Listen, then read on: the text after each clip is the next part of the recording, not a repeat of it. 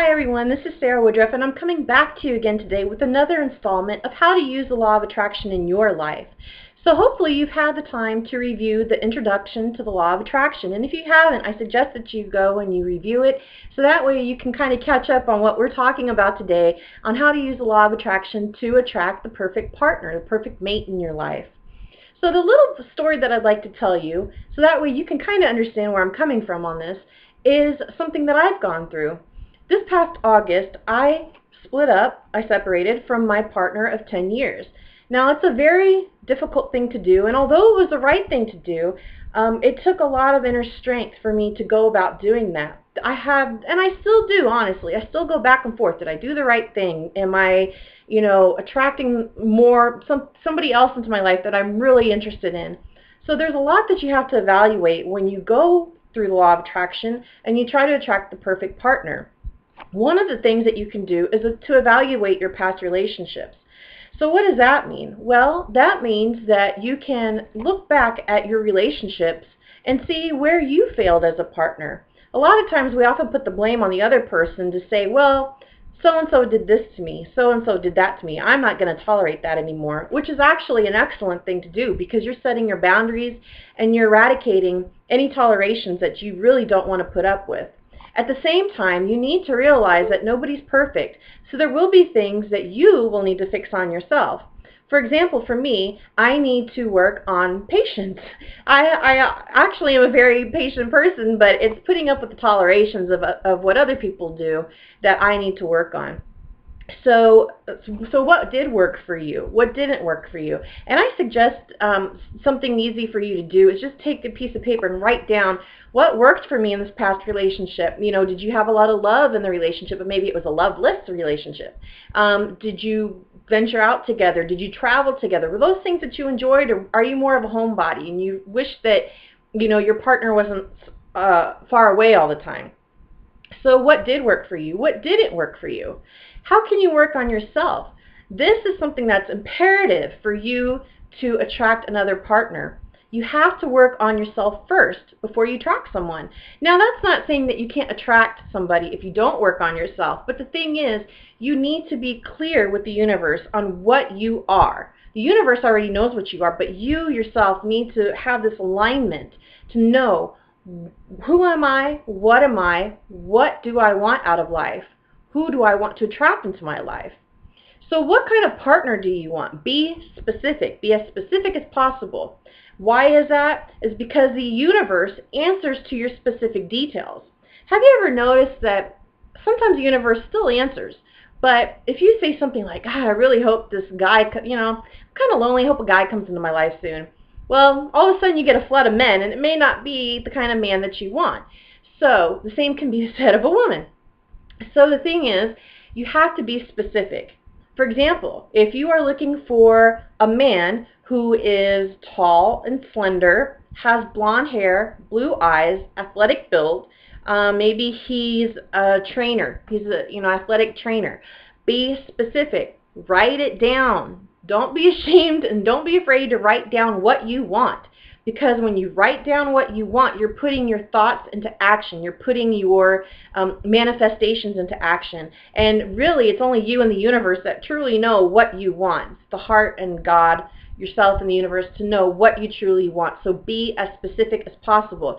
If you want somebody who is financially well off, per se, you could also write that down. Say, I want somebody that makes over $1 million a year. Whatever you want. You write down, be very clear on what you want. Any sort of doubts, erase it. Don't settle for anything that you don't want, because that's what the universe will give you, is something that you're willing to settle for. And you really don't want to settle for anything, especially when your heart's on the line. Another suggestion I can give you on using the law of attraction is turn to your friends. Refer to your friends for suggestions. And sometimes I know we all have that one friend that likes to play matchmaker, and perhaps they're not the best at matching us with somebody else. But a lot of times you'll often find that your friends know other people that would be a great match for you.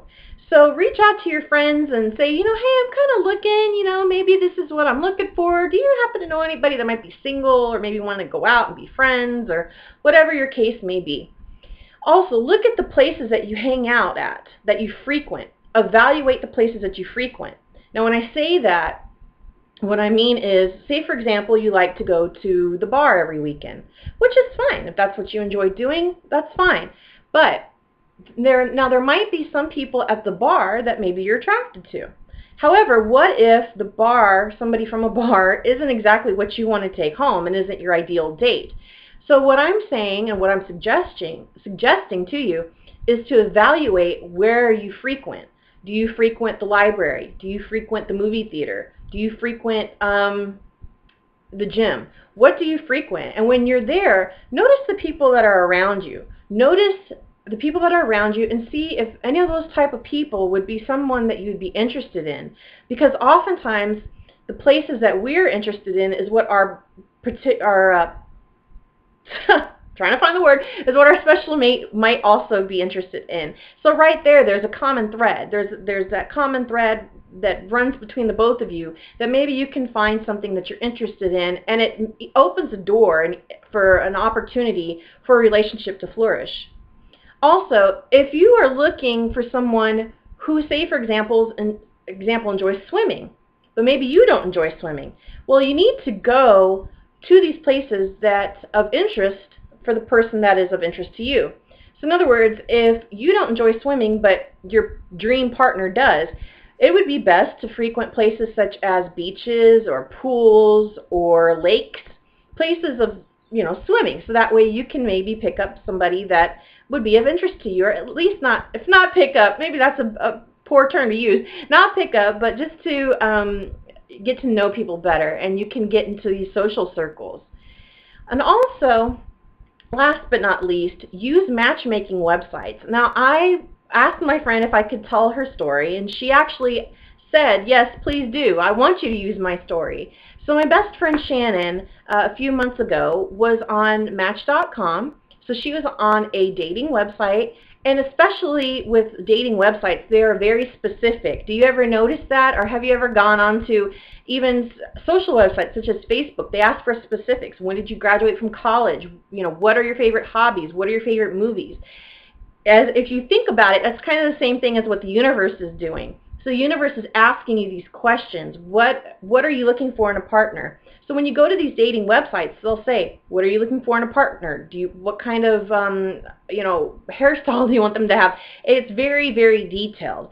So what Shannon did is she put in her profile, and before she knew it, she had somebody that was very equal to her. So she ended up meeting him, and now they are very, very happy. They're in love, and hello, Travis and Shannon, because I know you guys are going to be watching. So hello. But yes, they're very much in love. They plan on getting married one day, and so these matchmaking websites can definitely work for you. So use the law of attraction to help guide you. So evaluate your thoughts, frequent the places that you enjoy, frequent places that your ideal partner would enjoy. Evaluate what did and didn't work for you in your past relationships. Evaluate yourself. Make yourself clear to the universe. Refer to friends for suggestions, and you can also use matchmaking websites to help you. Remember, the law of attraction is here to work for you, not against you. So put the law of attraction into use, and you too can have your ideal partner. Until then, peace and love.